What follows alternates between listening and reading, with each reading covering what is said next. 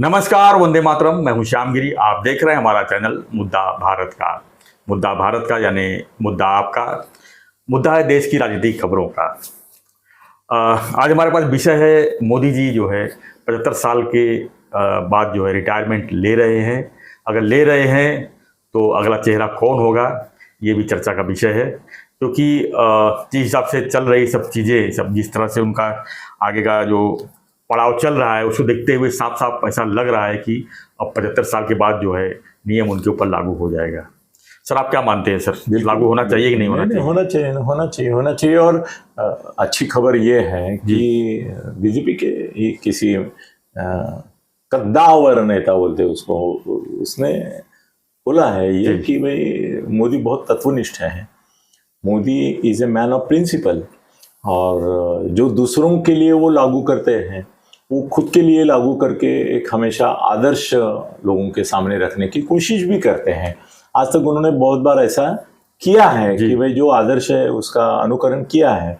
और ये 75 साल की जो कंडीशन है वो आरएसएस और बीजेपी ने खुद ब खुद बनाई हुई है कि 75 साल का जो भी होगा वो सक्रिय राजनीति से बाजू होगा, पद से बाजू होगा, और वो पक्ष का कार्य करेगा मगर सलाहकार के रूप में करेगा।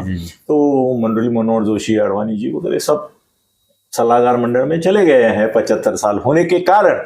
जबकि उनका कहना था कि नरसिंह राव तो 83 की उम्र में पंतप्रधान बने थे, तो हमको मतलब एक्टिव से क्यों निकाल रहे। तो उस समय खुद मोदी जी बोले थे कि भी उम्र का तकाजा होता है, आप कितने जवान दिखते हैं या ऐसे है वैसे, उसका कोई डिपेंडेंस नहीं है। तो आपको होना है, और कर दिया उन्होंने। और शोरूम से निकल से गोडाउन में डाल दिया। अभी गोडाउन में तो नहीं जाएंगे मोदी जी, मगर शोरूम के एक साइड रूम में जाएंगे, इतना पक्का है। और वो राष्ट्रपति भी बना सकते हैं, राष्ट्रपति के दौर में भी रह सकते हैं।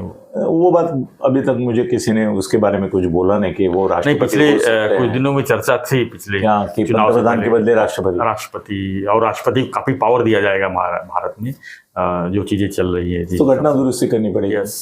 तो फिर वो देश में ये जो 400 आपकी बार 400 के पार का, आपकी बार 400 पार जो मना रहा था ना, उसके पीछे ये भी बैकग्राउंड में था। लेकिन वो सब वो चीजें जो है बाजू में रह गई, और वो संविधान वाला मामला जो है हाईलाइट कर दिया विरोधियों ने, और उसमें जो है वो 400 का मामला ही निपट गया है पूरा। कैसा है ना कि राष्ट्रपति कॉन्स्टिट्यूशनल हेड है, नहीं बाकी देशों मगर वो प्रतीकात्मक है।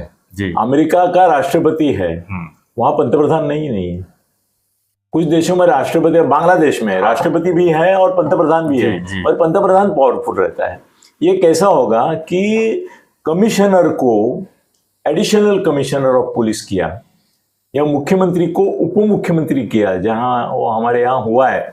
वैसा है कि पंतप्रधान को आप राष्ट्रपति बनाते हैं तो आज तक पिछले 70 साल में राष्ट्रपति वही होता है जो रबर स्टैंप होता है। अभी के राष्ट्रपति, इसके पहले के राष्ट्रपति, उनकी मान्यता, उनका प्रभाव कब दिखाई दिया आपको? खाली 2 बार दिखा दिया। जब अब्दुल कलाम ने सोनिया गांधी को बोला कि भाई शरद पवार ने जो मुहिम छेड़ी है परदेशी वंश की, उसका असर लोगों पे है, तो आपको करना नहीं चाहिए, तो आप वापस जाइए, आप क्लेम मत कीजिए पंतप्रधान पद। उस समय उन्होंने उनको मना लिया कि भाई मत बनो, तो नहीं बनी। सिर्फ अब्दुल कलाम नहीं होते तो बनते थे, कोई स्टैंप वाला होता था तो हो करता था। तो उन्होंने बोला तुम मत हो जाओ, देश में एक अलग तरह का आंदोलन छेड़ेगा। और एक ऐसा हुआ था कि जब इंदिरा गांधी का निधन हुआ और राजीव गांधी को करने का ये हुआ, उस समय ज्ञानी झैल सिंह राष्ट्रपति थे। तो उस समय 2 बातें हुई कि ज्ञानी झैल सिंह राष्ट्रपति होते हुए भी लाखों सिख मारे गए जी, वो कुछ नहीं कर पाए, ना कुछ उन्होंने किया, ना सरकार को कुछ दबाव में लाया या मिलिट्री को कॉल किया कि मिलिट्री घुसवा के मैं सिख लोगों की रक्षा करूंगा। ऐसा कोई नहीं किया।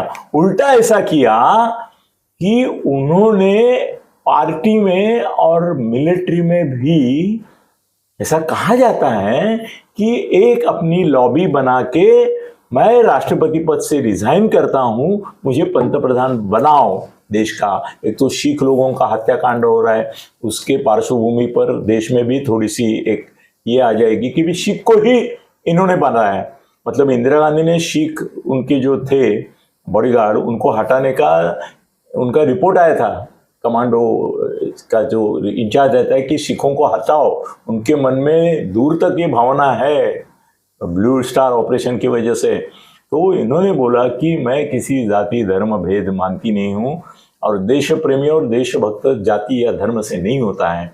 उन्होंने बोला, इंदिरा गांधी ने, उसका बड़प्पन देखो, तो मैं किसी सिख मेरा बॉडीगार्ड हटाऊंगी नहीं।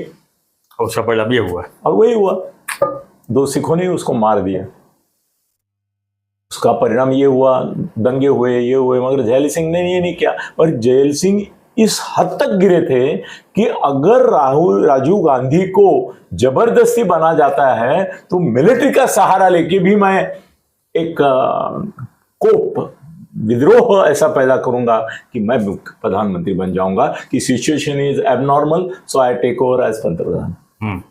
यहां तक गया था। तो उस समय एक बार ऐसा ये हुआ और इंदिरा गांधी ने वेंकटगिरी को, वीवी गिरी को ये बनाया राष्ट्रपति। उस समय भी थोड़ा राजकीय 2 पार्टी बन गई उससे, सिंडिकेट इंडिकेट ऐसा वगैरह वगैरह। तो एक 2-3 समय छोड़ के राष्ट्रपति ने कभी अपना जलवा दिखाया नहीं। प्रणब कुमार मुखर्जी दिखा सकते थे मगर वो भी शांत हो गए, उन्होंने भी कुछ किया नहीं। इसके पहले बाद में भी किसी ने, अभी भी कुछ है नहीं, वो रबर स्टैम्प इमेज ही है, इसके पहले भी थी, आज भी है।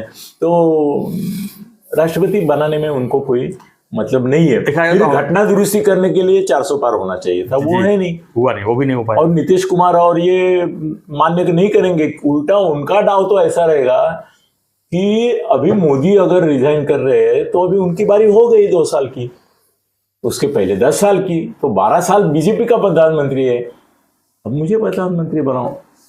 नीतीश कुमार तो 100% क्लेम करेंगे, नहीं तो बोलेंगे मेरे को सामने से ऑफर है। जैसे गडकरी बोले कि एक नेता ने मुझे बोला है कि आप इलेक्शन के पहले ही कि आप आ जाओ, पंतप्रधान बनाते हैं। और गडकरी भी बोलेंगे कि भाई पार्टी के पास प्रधानमंत्री पद रहना चाहिए, तो संघ परिवार को बोलेंगे कि मैं ही वो लायक आदमी हूं, मेरे को बनाओ। 75 होते ही मोदी के खिलाफ पूरे देश में, बीजेपी के अंदर, राष्ट्रीय स्वयंसेवक के अंदर, विरोधियों के अंदर ये जोर से हल्ला गुल्ला होगा कि 75 हो गए, मतलब सेलिब्रेशन के बदले डेलिब्रेशन हो जाएगा उनका। सर नया चेहरा किसको देख रहे हैं आप? Sir Amit Shah. No doubt, अगर स्मूथली हुआ सब जी, गड़बड़ नहीं हुई, तो वो ग्रूम कर रहे, दिख नहीं रहा है आपको अमित शाह को। वो कई पॉलिटिकल इसमें तो अभी थोड़ा पीछे रहते हैं।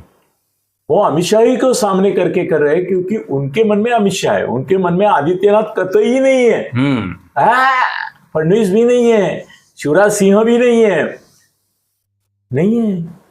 तो क्या लगता है कि देश में अगर अमित शाह का चेहरा अगर सामने लाया जाए, हाँ, तो व्यू आएगा उनके पास? सर अभी 75 में रिटायर होंगे ये, मतलब उम्र में, तो 25 साल में रिटायर हो रहे वो। अभी वो 74 कंप्लीट किए, 25 साल में 75 कर रहे, 29 में इलेक्शन है, तो 26, 27, 28, 29 करीबन 3-3.5 साल इनको मिलेंगे ना अमित शाह को, अपने को अच्छा ये करने को। तो 3 साल तो रहेंगे, तब तक वो क्या करते हैं क्या नहीं करते, उनकी इमेज कैसी रहती है, उनका अपील मोदी जैसा होता है क्या, इसके ऊपर 29 का चुनाव का रिजल्ट आएगा। उसमें फिर उनके सामने राहुल गांधी होंगे, दूसरा कौन होगा? राहुल गांधी उनके बीच में ही होगी। पहले मोदी जी के सामने थे, इंडिया आघाड़ी के, अभी इसके। मगर एक बात पक्की है कि मोदी खुद बोलेंगे, क्योंकि न तब तक वो उब चुके होंगे। ये नीतीश कुमार, चंद्रबाबू रेड्डी की ब्लैकमेलिंग, पॉलिटिकल प्रेशर, नाकामियां, बहुत सारी नाकामियां। सर वो चीन आगे बढ़ता ही जा रहा है और वो जमीन हम नहीं ले पा रहे। हमने पाक व्याप्त कश्मीर के बारे में इतनी गर्जना है कि वहां भी कुछ नहीं कर पा रहे। अंतरराष्ट्रीय में अपना कोई दोस्त नहीं बचा मोदी की 14 साल की उपलब्धि में। ये भी देखो ना, नेपाल गया, भूटान जा रहा है, म्यांमार गया, श्रीलंका गया, पाकिस्तान तो दुश्मन था ही। तो अपने साथ सर कौन रहा? नेपाल हिंदू राष्ट्र था, वो सेकुलर राष्ट्र बन गया उल्टा। और आदित्यनाथ को तो अभी सुप्रीम कोर्ट ने लगा दिया कि बुलडोजर बिजल नहीं चलेगा, तो बुलडोजर बाबा का बुलडोजर ही निकाल दिया, तो वो क्या बैलगाड़ी पे बैठेगा? तो उसका भी इमेज डाउन हो जाएगा। सर अभी मोदी तो अमित शाह के सिवा कोई नहीं है, और अमित शाह को सामना पड़ेगा राहुल का। उस समय क्या होगा वो आज बताना मुश्किल है। लेकिन मोदी 3 सरकार को अभी 100 दिन के ऊपर हो गए, अभी 100 दिन क्रॉस कर गए। क्या देख रहे हैं सर, जो 2014 से 2019 से अब 2024 के बाद का जो 100 दिन था, कंपेयर अगर करेंगे तो किस दिशा में जा रहे हैं? 3 विधेयक थे जी, वक्फ बोर्ड का, समान नागरिक कायदे का, और वो तुम्हारा नागरिकत्व का, जी, कहाँ है? संसदीय समिति के पास पहुंच चुके। ये अगर उनकी सरकार होती 400 की या क्लियर मेजोरिटी की, तो तीनों पास हो जाते थे। ये फर्क पड़ा है। नीतीश कुमार और इन्होंने विरोध किया है उनको, यहां भी लोगों ने विरोध किया है। उनके सपोर्टिंग में जो है, उन्होंने सबने बोला ये नहीं चलेगा, सबको मुसलमान की बड़ी असर। देश में अभी निर्णायक शक्ति मुसलमान है, हिंदू नहीं है। हिंदू बिखरे हुए जाति में, ये शिया सुन्नी और बहुत कुछ पंथ होते हुए भी एक साथ मुसलमान है, हिंदू नहीं है। तो मोदी का अपयश तो घनघोर दिख रहा है। 100 दिन में 3 बड़े विधायक लाए क्यों आपने? मोदी का भी मुझे कभी कभी चमत्कार लगता है कि आपको मालूम है कि ये विड्रॉ करना पड़ेगा और बदनामी होगी, तो लाते क्यों है? रुको, तोड़ो फोड़ो, पार्टियां तोड़ो, उनसे लोग ले लो, तुम्हारा 300 के आगे जाने दो। मैं पेशेंस रखता था, मैं कांग्रेस तोड़ूंगा, ये तोड़ूंगा, वो तोड़ूंगा। अपना बीजेपी का अकाउंट 300 के आगे 272 ही चाहिए, 300 के आगे लेके जाऊंगा, फिर 400 तक पहुंचूंगा।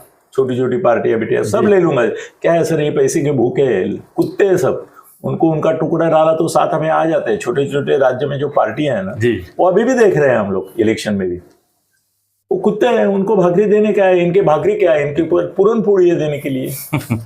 तो उनको ले लो साथ में, और बाद में तुम्हारे विधेयक लाओ। तुम्हारे नामुश क्यों हो रही है, बदनामी हो रही है कि तुमको विधेयक पीछे लेने पड़े। अब तुम बोल सकते हो देखो देखो मेरे को 400 नहीं दिया करके मेरे को ये विधेयक लाने पड़े, सिंपैथी कार्ड, विक्टिम कार्ड। 29 को टाइम है यार। ये सरकार गिरी ना तो मध्यावर्ती चुनाव होंगे तो 242 के 100 तक जाएंगे नीचे। मध्यावर्ती चुनाव नहीं हो, यही हम उनके ये है शुभेच्छा करके प्रार्थना करेंगे। बस सर, बहुत थैंक यू सर।